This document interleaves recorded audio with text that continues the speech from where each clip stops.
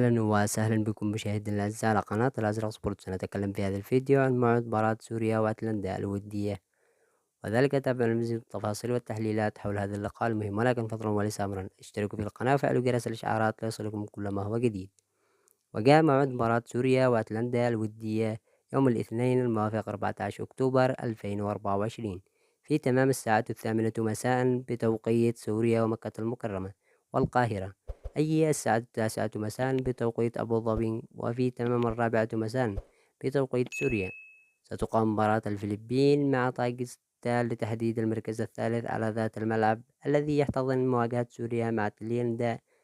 القنوات الناقلة لمباراة سوريا وتايلاند نهائي كأس ملك تايلاند.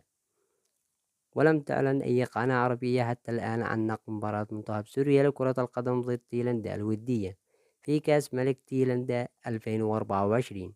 والسلام عليكم ورحمة الله وبركاته، وشاركونا توقعاتكم للمباراة في خانات التعليقات.